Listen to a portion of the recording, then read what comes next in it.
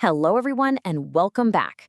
Today, we're unpacking a truly fascinating biographical sketch written by none other than the legendary American author Nathaniel Hawthorne.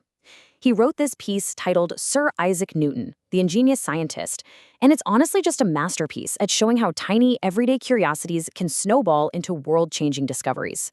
We're going to trace this brilliant micro to macro narrative, seeing exactly how a young boy tinkering around in a quiet English village ultimately grew into the man who mapped the very mechanics of our cosmos. It's an incredible journey of observation, and we're going to guide you through every single step of his remarkable evolution. Okay, let's dive right into this. When we think of Sir Isaac Newton, we usually picture this older, super serious scholar surrounded by massive books, just pondering the complex laws of physics. But Hawthorne's biography forces us to strip all of that away. The man who unlocked the universe's greatest mysteries didn't actually start with grand equations. He started by simply building toys with miniature saws. It was a very tangible, hands-on childhood. He needed to touch, build, and physically understand the world right in front of him before he could ever mathematically explain it. Section 1. The Tinker of Woolsthorpe. So the crucial point here is just getting a feel for the chronological arc of his life to see how rapidly his mind actually expanded. He was born on Christmas Day in 1642 in the small village of Woolsthorpe, England. Sadly, his father passed away before he was born, and when his mother remarried, young Isaac was left in the care of his good old grandmother. By age 14, he briefly tried managing the family farm, which, as we'll see, definitely didn't quite hold his attention. Instead, his youth was dominated by his schooling and eventually his time at the University of Cambridge. Finally, the timeline caps off in 1727 when he passed away at the age of 85, having completely revolutionized human knowledge. But let's zoom back in on those early years in Woolsthorpe for a second. Isaac wasn't just playing around, he was manufacturing. He actually made his very own set of little tools and saws. Hawthorne notes that he worked with such incredible skill, it was literally as if he had been born with a chisel in his hand. He was constantly crafting these curious articles, to the point where his grandmother and all the neighbors looked on in just total admiration. They genuinely thought he was destined to be a capital workman. In fact, because he clearly had a taste for mathematics along with this mechanical skill, his friends actually advised his grandmother to apprentice him as a clockmaker. The whole community was absolutely convinced he would do really well and become a rich man by manufacturing clocks. Section 2. Measuring the invisible. And this brilliantly illustrates exactly what I mean.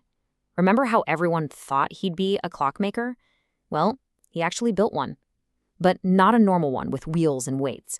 He built a water clock that tracked time in the shade by the dropping of water, which was an object of huge wonderment to his neighbors. But he didn't stop there. He also made a sundial that tells time in the sunshine. By creating both of these, he comprehensively solved a problem. His grandmother was never at a loss to know the hour, no matter what the weather was doing. It was a perfectly complete system of measurement. But my absolute favorite example of his childhood ingenuity is right here. Think about it. How do you measure something you can't even see? Well, he invented this totally brilliant three-step process. Step 1, wait for the wind to blow. Step 2, jump against the wind. Step 3, measure the length of the jump. By doing this, Isaac could literally calculate the force of the wind. He could tell if it was a gentle breeze, a brisk gale, or a full-on tempest, just by seeing how much the wind pushed back against his own physical body. This is the scientific method in its purest, most playful form. He was using himself as an instrument of measurement. Section 3. The Miniature Windmill. Now, what's really astounding is the sheer intricate detail of what he accomplished next. Not far from his house was a new windmill, and Isaac would spend hours prying into its internal machinery while it was resting and watching the millstones crush grain when it was actually moving. Then he went home and built a complete working miniature replica, and the features are just mind-blowing. It had neatly made linen sails. It was so finely tuned that it could be powered by a simple puff of breath from Isaac's mouth. And the most curious detail of the whole shebang? It wasn't just for show. If you put a handful of real wheat grains into the tiny hopper, the machine would actually convert them into snow-white flour. His playmates were, of course, completely enchanted by this thing, but Hawthorne shares a wonderfully humorous anecdote about it. One of his friends looked at this perfect little machine and pointed out a glaring flaw. He said, "But Isaac, you have forgotten one thing. Where is the miller?" Isaac realized his friend hit the nail on the head. He had to figure out how to supply the deficiency. He thought about making a miniature figure of a man, but concluded that a two-legged miller might be just as dishonest as a quadruped one. It's just a funny, charming little moment that really humanizes this towering figure of science. Section 4. Mechanics of the Universe. Let's see how this builds, because his intellectual expansion from here was incredibly rapid. Left to himself, he became entirely absorbed in natural philosophy and mathematics.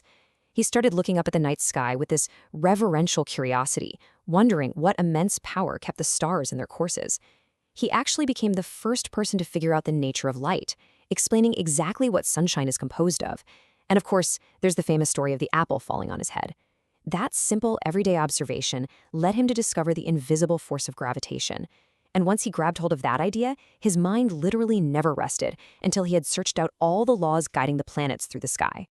This right here is the entire core of Hawthorne's biographical sketch. As a boy, he found out the mechanism of a windmill. He touched the gears, he measured the wind, he built a replica. As a man, he explained to his fellow men the mechanism of the universe. The universe, in a really beautiful way, was simply a scaled-up version of his childhood tinkerings. The boy who measured the wind by jumping into it became the man who measured the stars by observing their invisible gravitational pull. Section 5. A Child on the Seashore.